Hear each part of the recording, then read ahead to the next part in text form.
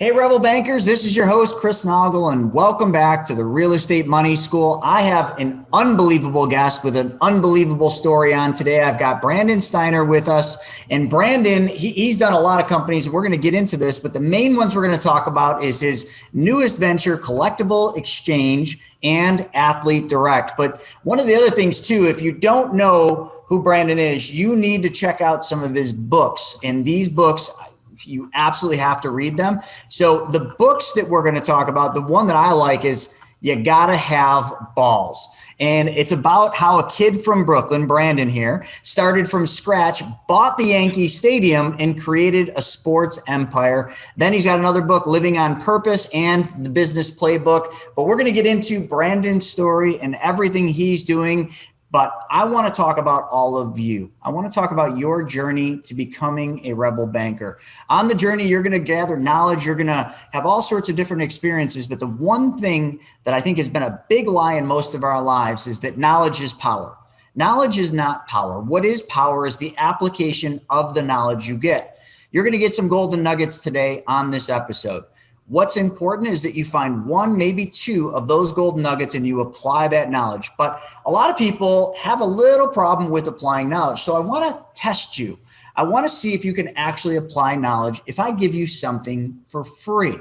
I'm going to give you one of my two books, The Private Money Guide or Mapping Out the Millionaire Mystery. And all you need to do is go to chrisnoggle.com, swipe up, click free book, and that's the same as taking action. So if you can do that for something for free, what other knowledge can you take action on? But let's dive right into it. Brandon, thanks for joining us today. Thank you. First, I got to go get that free book right now. Hang on. But by the way, I've given away my book free also on cxstuff.com if they're interested in any of my free books. You know, I'm doing well. I think you bring up a great point, Chris. And there is so much to talk about, so little time. But we talk about inspiration and motivation. I think everyone understands the importance of solving, serving, value proposition. You know, value is what you could do for someone that they can't do for themselves. And that's really the key. I wish more people would talk about value because it is one of those paths to the millionaire message. You know, it really is like value, like what value you can provide. If you're just doing what everyone else is doing, and I can just do that, because that's the first thing that comes to mind. When you come to me and want to sell me or serve me something, first thing I say to myself is, I can just do that myself. But if you could come up with something that makes it easier, saves me money, or do something that I can't do, that's always a great starting point. But what I've been racking my brain about lately, and I've been thinking about is like, I think people that are listening probably get that. They probably know that. You know, how do you apply this knowledge, as you say, Chris, and how do you put it into action? I always say action over anxiety for starters. Like, forget about stress. You know, take action, make your bed, clean your room, go buy a new pair of shoes, whatever. But standing still and doing nothing, when you rest, you rust. So, you know, when you're green, you're growing. So, you know, you want to stay green. But anyway, I've been racking my brain to think about, like, how do you get in the mindset to take action? How do you get in the mindset to do more, create more value? And I've been thinking a lot about this. And I think you got to lead, especially the time that we're living in now, with empathy and compassion. If you can lead and turn up the volume on empathy and compassion, and Chris, like empathy, the definition of empathy is put yourself in someone else's shoes. Most of us, especially in this time we're going through now, with quite a bit of turmoil, to say the least, we're in our own heads. We're wrapped up in ourselves. We're in our own motion picture. There's very few people in our screenplay. And we're so wrapped up in our heads, we don't have any time to think about what everybody else is going through.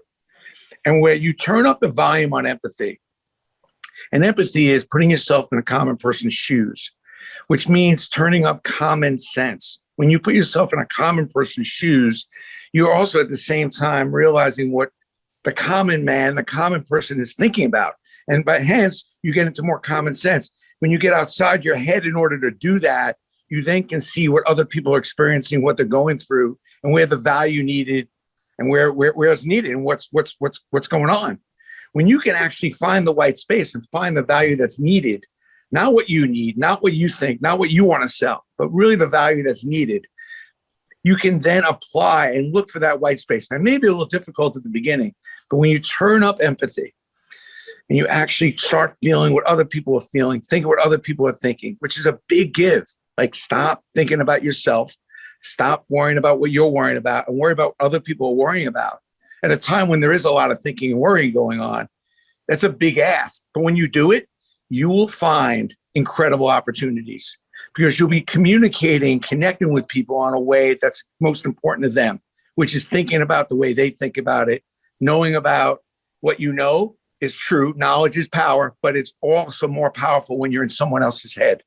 So can you turn up empathy? Can you turn up compassion? Can you put yourself in the other person's shoes and then let the sale and the business part take care of itself? Because when people know you see them, when people know that you're really there to serve them because you understand them. If you look at most relationships with husbands and wives, most wives, their number one complaint is, he doesn't see me, he doesn't get it.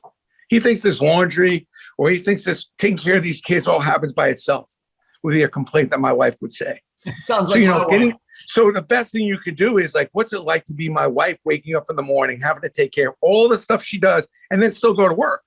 So swap roles.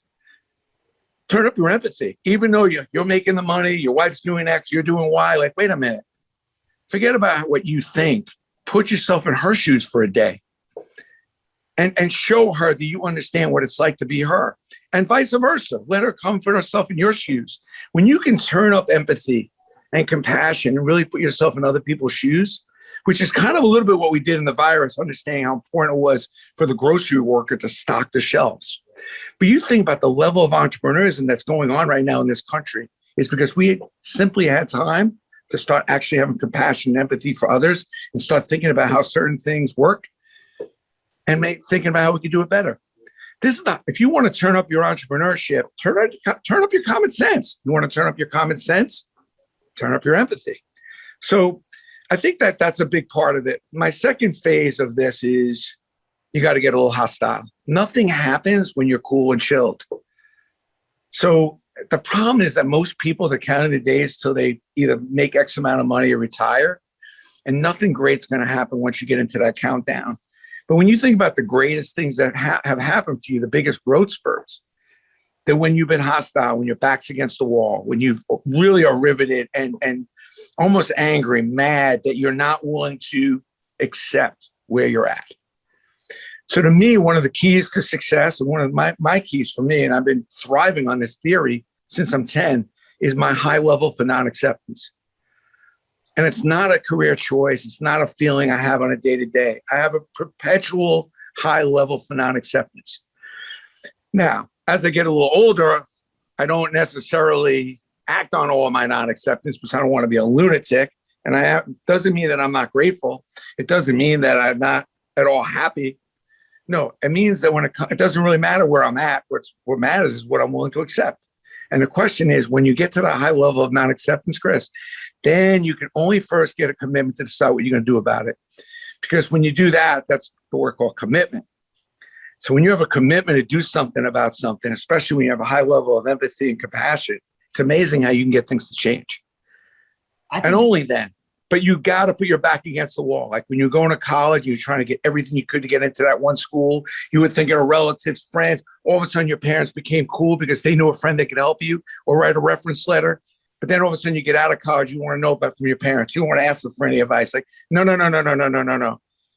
The road to extraordinary is having a high quality strategy. And that high quality strategy includes doing everything, anything you can to win. And by doing that, you have to have back against the wall. 10 seconds left on the clock. You got the ball. You got to score it. You got to make it happen. The more you can do that, that's when incredible things happen. Now, granted, you do have to have knowledge. Granted, you have to know what you're talking about. You have to do the work. You got to be able to find out who the best is at what you do. You constantly have to keep up with what everybody else and what you're doing on a day-to-day basis to make sure you know who you're trying to beat. There is no reason to do anything unless you're planning on being the best. There's just no reason. And to me, as soon as I dug into an area, I want to know who the best at is, and I want to know who I'm trying to beat. And even if I do it, if I can, I want to meet that person. I want to know what the secret to their sauce is. And what I'm saying silently is, I'm going to kick your ass. I'm going to beat you, or I'm going to try. And, so far, even when I was a young kid, like I would try to find everybody in sports marketing that was really good at it, that was known. And I'd try to go meet them. I'd try to get up in their office and see what it was about.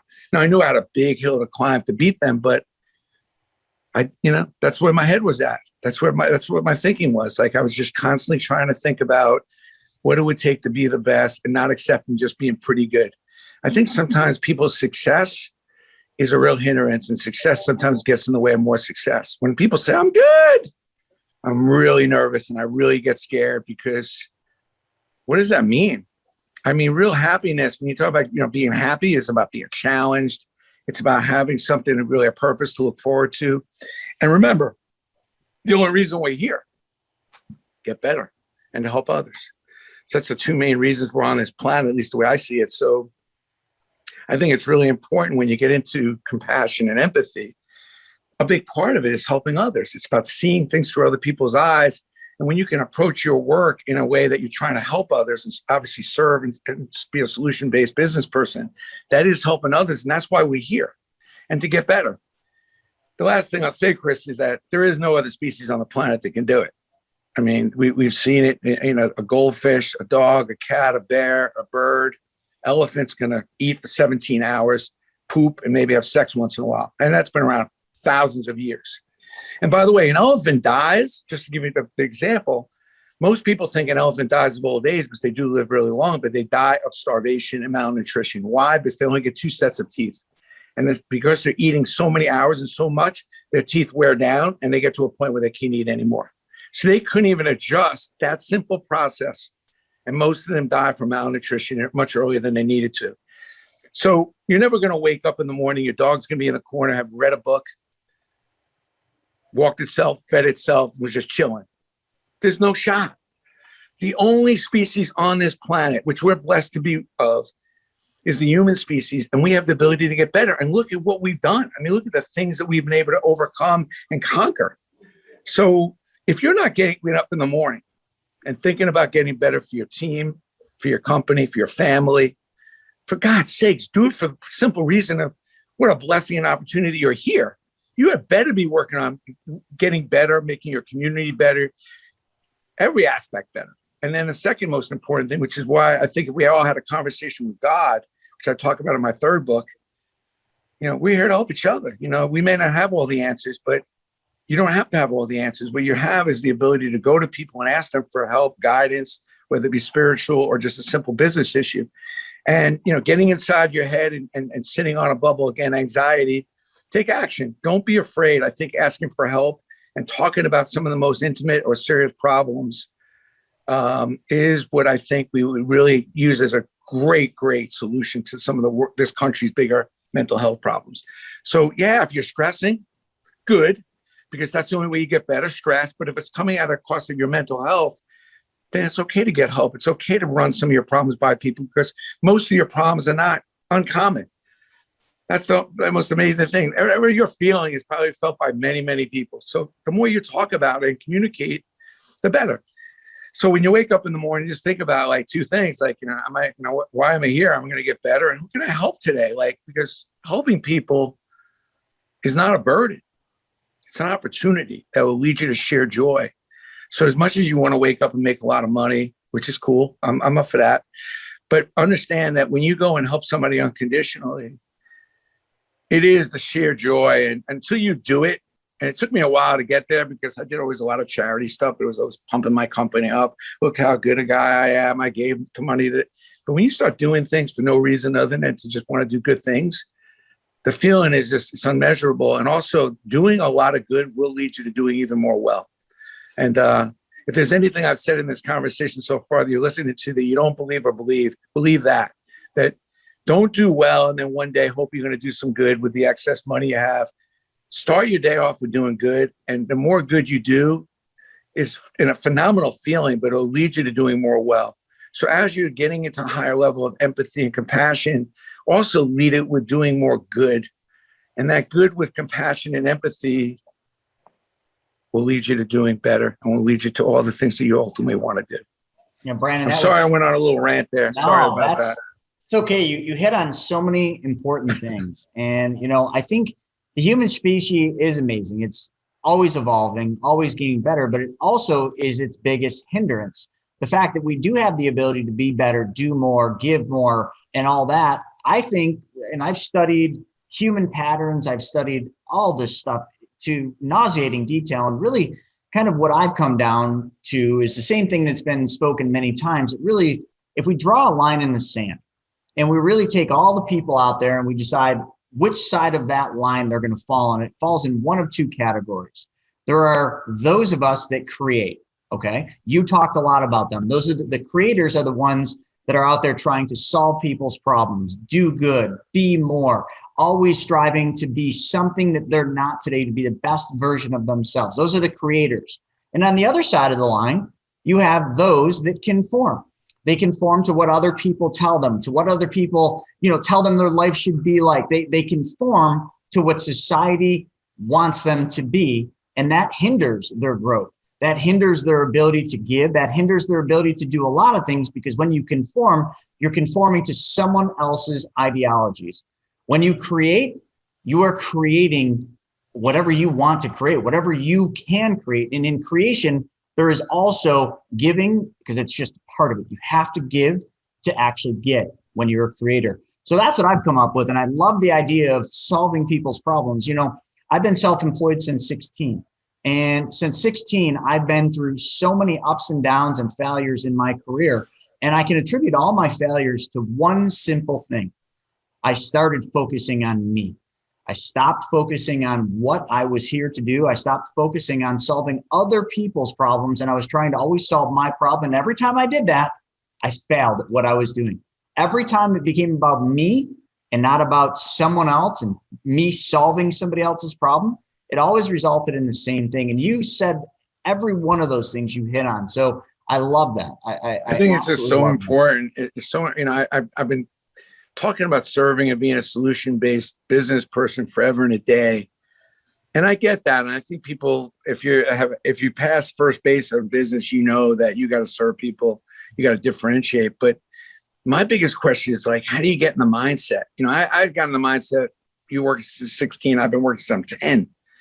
I started that mindset, the initiation of it, just because we're so damn poor, we really need the money. But it's just amazing, if you can get out of your head and really start getting into where other people's heads are and what are the problems that out there that exist. And that's just really turning up the volume on empathy and really trying to get into other people's common shoes. And it's not a day-to-day choice. I am so externally distracted on a day-to-day basis. So you have to be careful. I could be walking down the street and I'm feeling that homeless person. I'm feeling the sign on that store that's not correct. I'm feeling the fact that I went to 10 restaurants in the last 2 weeks and none of them have enough help. So immediately I'm thinking, God, it must be really hard to run a restaurant right now. And I'm immediately thinking wow, what could I do to help restaurants recruit and find more people?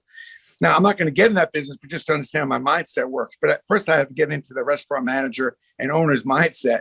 I'm running a retail store, and I can't find help.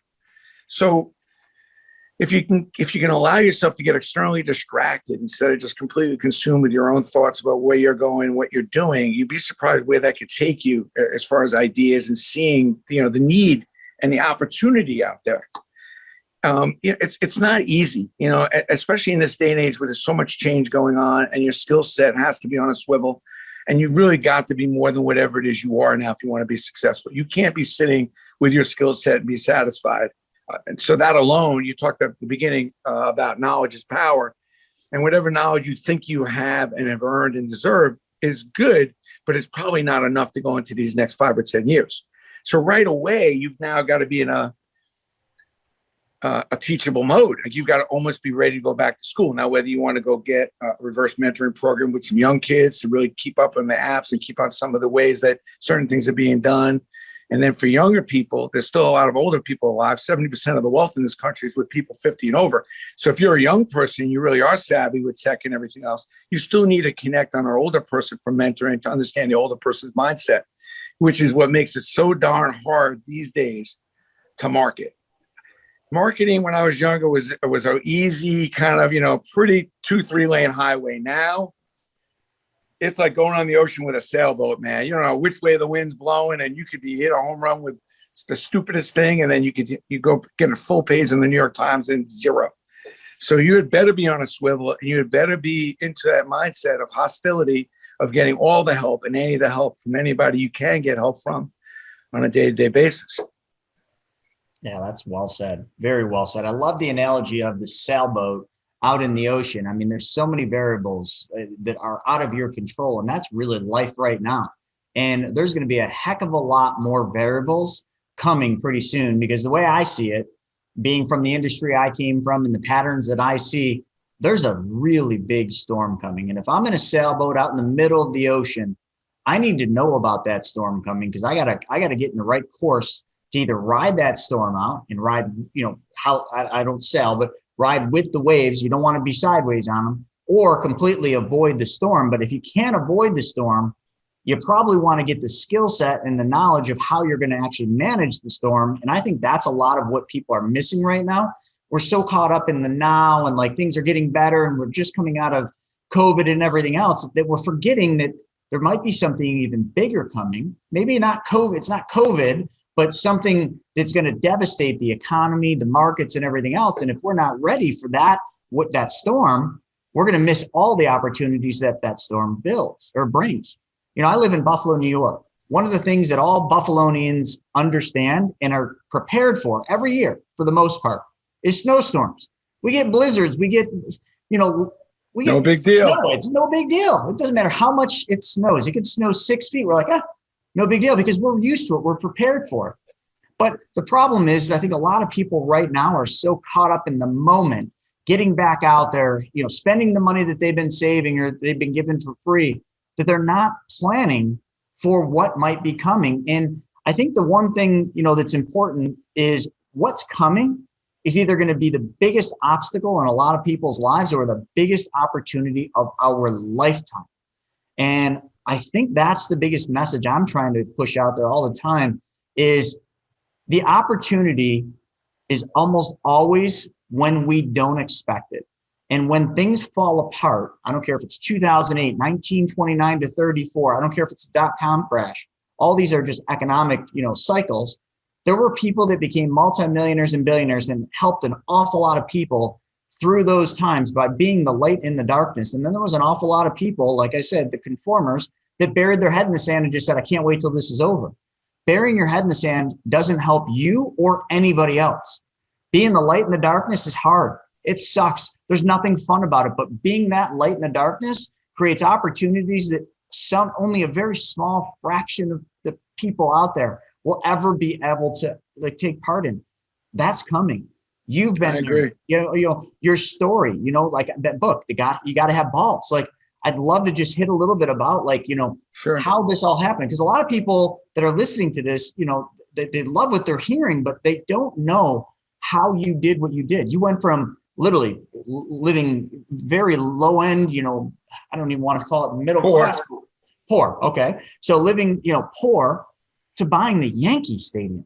When I look at poor, meaning my circumstances were poor. When I think of somebody that's poor, it means you don't have the general essentials on a day-to-day basis: heat, hot water, food, electric. Sometimes, that's poor. I knew I wasn't a poor person. I was extremely rich, but my circumstances were extremely poor, and that's something my mother always emphasized. Don't let these circumstances dictate what you think you can and can't do, because we are poor. But that's our circumstances. We're good. You got the same talent as anyone else. And that's difficult when you grow up in a neighborhood where a lot of the kids have more than you. Or in any case, when you always come up with a story that somebody's better looking than you, can jump higher than you, all that stuff. But the reality is there's not that much of a difference between most of us. It's just how we want to respond to our circumstances. And I think you got to have balls was my mother's favorite line. It's a lot of really my mother's story. She was a really, really brilliant businesswoman back in the 60s and 70s when women were not didn't have those kind of opportunities. My mother was constantly, going against the grain, owning businesses, running businesses.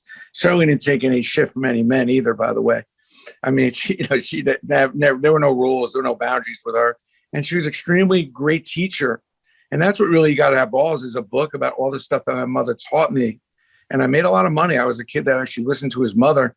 If there's anything you listen to in this conversation with Chris and I, is listen to your mom, man. There's nobody more important on the planet than your mom. And nobody's going to tell it to you straight. My mother would give you a shoulder to cry on, but it wasn't a soft one. She was You never went to her. It's like, whoa, whoa, whoa. And she's like, no, no, no, no, no, no, no, no, no. There's a reason why this is happening. And maybe you got to get a little better, maybe just straighten up a little bit. So, when I started my first company, Steiner. People know me from Steiner Sports, which obviously I'm now with CollectibleXchange. I left Steiner, but I started with $4,000, back against the wall, didn't have a lot of money to spend. So, every minute and time management, every dollar was important. I think the real break for me was, it was a little Jerry Maguire moment. I found a couple athletes that I started marketing and really started doing players fan mail. I was outside, locker rooms and parking lots, just trying to find ways to help players and try to get their phone numbers even. So it was a very tough hill to climb, especially when you're going after relationships like the kind of relationships I've had over the last 35 years. It's not easy. So you got to be able to, put the grind into that. If you're going to go get into something that's extremely difficult, don't complain about the difficulty. You know what it's like going in. If life is difficult, what you're going into is extremely difficult, then you should have no stress and pressure as you're going into it and face difficulty. So the more you own up to the difficulty that you're about to step into, the easier it is when you walk in and say, I knew this was going to be difficult. But you see a lot of people kind of ignore the initiation of the difficulty and all the different directions that certain things could take. The type of career job I was trying to get was lottery ticket level. There was no guarantee to what I was doing, and nor did I even know what I was doing, because it didn't even exist. So what's funny is I'm booking all these players and still do it to this day for marketing to help companies grow. And there's nobody who was more creative than me in trying to find a company that needed help to grow from a marketing standpoint, wanted to separate itself, and then I would get a player to do all these crazy things, or an athlete or a celebrity to do it. But the collectible thing started just because I wanted to make more money. And I figured out a way to, as I go do an appearance, I would bring certain things for the player to sign. Again, empathy. What's it like to be the person hiring the player? Well, there are certain clients, people that didn't make it to the appearance. So I'm like, how about if I brought these 10 items for the player to sign, and then you can give it to some of the people that didn't come to the appearance? Like, that's a great idea. How's that idea come about? Empathy, putting yourself in the other person's shoes. How do I get that person more value? I bring these really cool items that the person at that point didn't know how to get, charge them extra money, make extra money. And all of a sudden I took one appearance and it made into triple my profit on it. Because I go do an appearance with a Phil Rizzuto or Yogi Berra.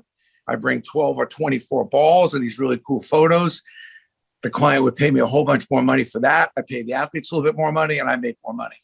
So, you think about some of your best ideas is because you put yourself in the other person's shoes and you got constantly thinking about how you can add value for the other person. And you'd be surprised how the meter of success will just keep going up, up, up, up, up.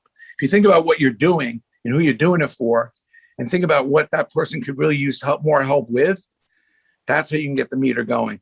Not what you want to sell more of, not what you want to do more of, but what the person you're doing business with needs more of. Buying Yankee Stadium, and obviously I've secured over 35 million autographs, and I've probably booked well over 25,000 appearances. I've dealt with almost about every player and celebrity you could imagine.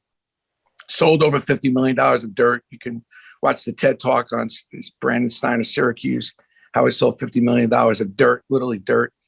That's a whole story in itself. So I've been always an out-of-the-box thinker, and there's always a story around some of the stuff that I've created, and I'm very grateful to have had this crazy, stupid mindset. I'm not going to tell you I have any set direction of how I've come up with those ideas, other than the fact that most of the time I have no idea what I was doing, and I just wouldn't give up till I'd come up with something. And that's been a little bit of my secret, a little bit of tenacity. I call, one of the big things, I just want to sum up one thing for you, and that is, you want to be fat. I think the most important thing when you hire people, and my approach to business is being fat, which is faithful. You can't have faith and fear at the same time. So you've got to keep fear. You got to kick fear out of the way with faith. And if you have faith, there's no room for fear. So, make sure that you realize that there is a higher power, believe in God, have faith that, you're here for a reason, and good things, when you work really hard and do really good things, they'll come. Be available, stop, don't get addicted to the past. This is the way. It's a new day. Just because you didn't want to do something a year ago doesn't mean you don't want to do it now. So be available and be teachable. Faithful, available, teachable. If you're not teachable, you're going to be in trouble. No matter how much you've learned, how much you know, there's still so much to learn, so much to go. And I see a lot of successful people, particularly on the sales end, like, when was the last time you read a book? I mean, you don't think there's anything new, and let alone, if not new, a good reminder, be available. Stop putting up these boundaries about what you will do and what you won't do.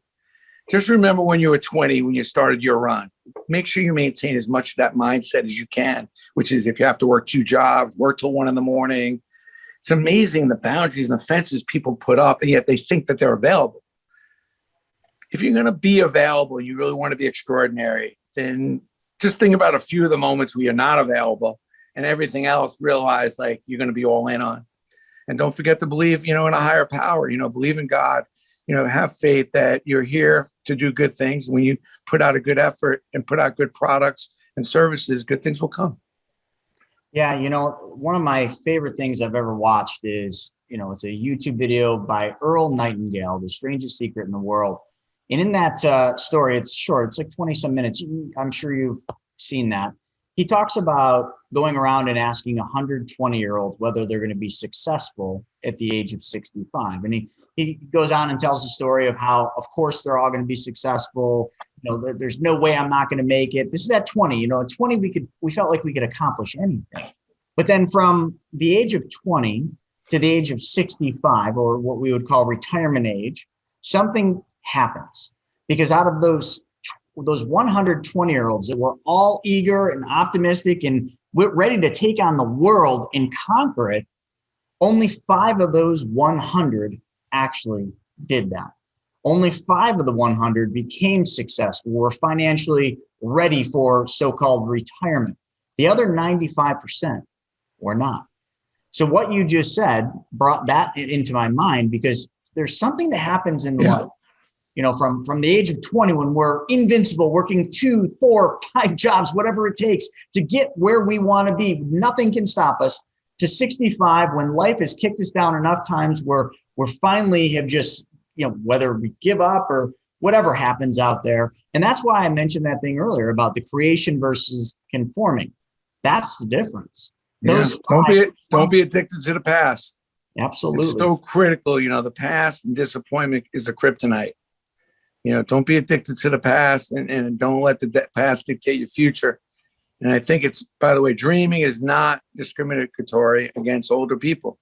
It has no age limits. Like, you can still be 60, 50, 70 and still be dreaming as big as when you were 15 or 20. It's just all up to you whether you want to do that or not. But I think that's another thing that is really, really criminal. When I see people getting older and because they have kids and a family, they feel kind of weighed down, but you can still dream. There's so many different ways, especially in this day and age, where you can do so much stuff right from your office. So, keep dreaming, man. I think that's a big part of my 3rd book, Living on Purpose, is just really about planning and dreaming, even when you get older, because you don't want to end up counting the days so you can retire. I just don't get that. It's like you count the days so you can do the next best thing.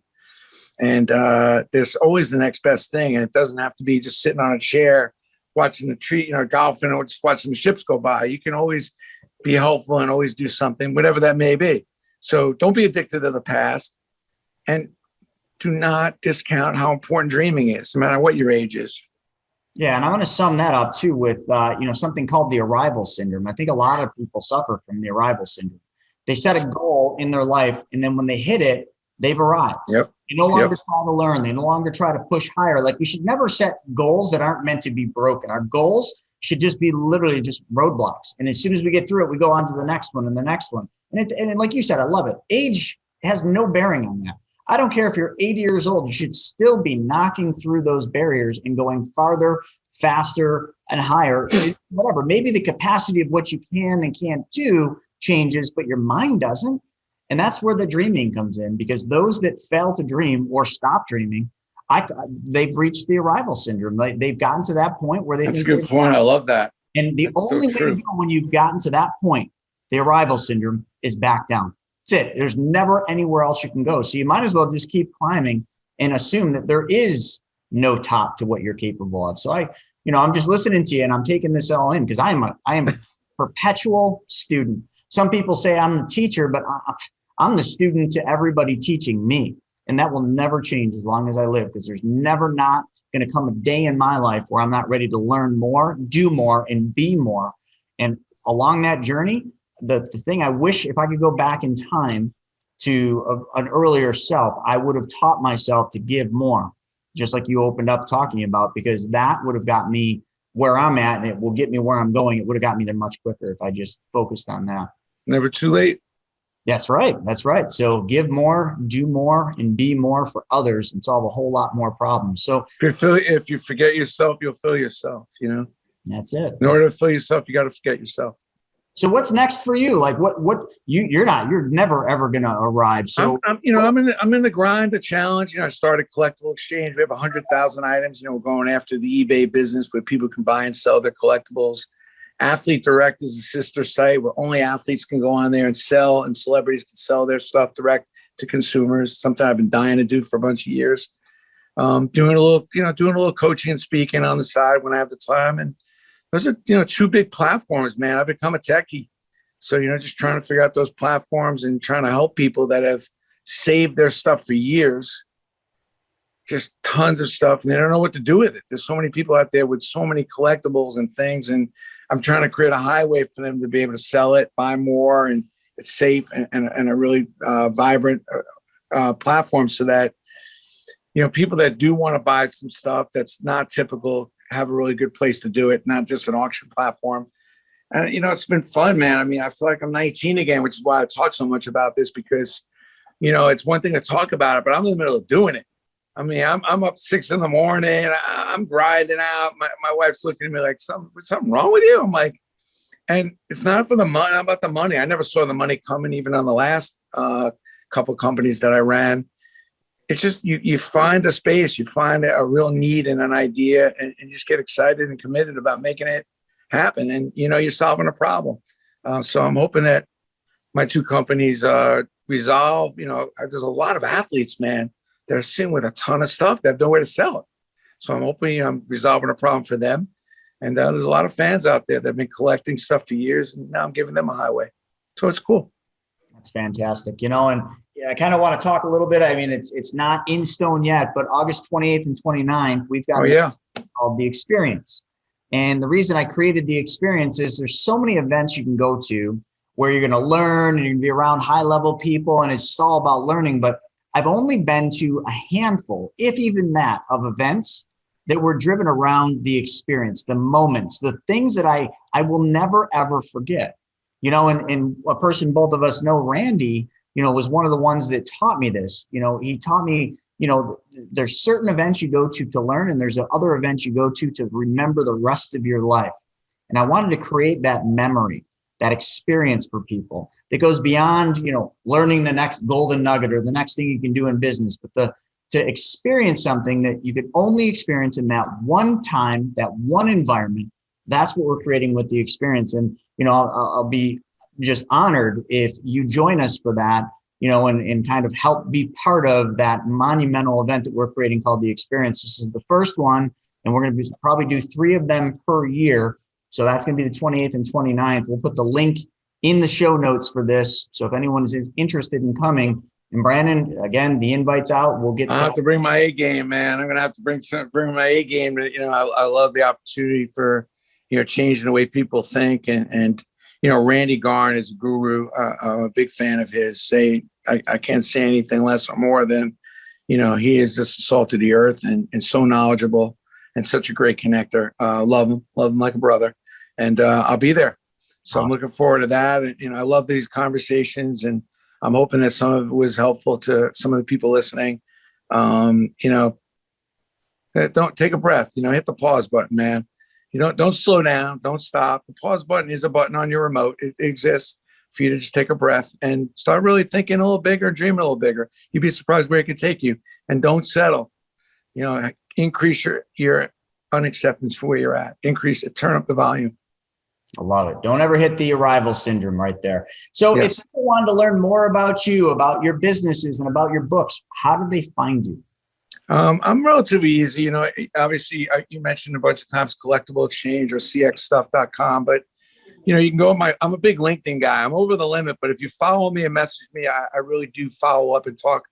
Obviously I'm on Facebook and Instagram, but, Follow me on LinkedIn. I'm really aggressive on LinkedIn. I love that platform, and I'm definitely all over Facebook. I post multiple times a day and try to share anything I have on both those platforms along with the others. Get the free book, cxstuff.com. Go and get one of my free books. I love all three of the books. I know you love the Got Out Balls, but all three books have a pulse and a purpose for a couple of different reasons. So feel free to go pick up one of them. Perfect. Well, folks, what we'll do is we'll put all those links in the show notes so you can check out Brandon's companies, you can get his books, and you can learn, because again, that's what you're here to do. You're here to learn, but most importantly, take action. And the biggest action you could all take is you could actually join us in person for an extra special event, August 28th and 29th. And you can meet Brandon in person, as well as Randy Garn and one other special guest that we both know. And I'll just tell you, it's going to be a treat. You've probably seen the movie, and now you get to meet the man that the movie was written about. So I can't give you his name. I'm not going to tell you who's going to be at the experience, but he will be there for a great story. Extra special showing, something you will never forget. So folks, join us for the experience and check the link out. Sign up. There's only 25 seats, and actually I think there's only 22 left. So hopefully one of you will fit in, or will fill one of those seats. Brandon, thank you so much for your time today. This was awesome. And all of you, check out the links, take action, and go out there and solve people's problems. We'll see you on the next one. Thank you.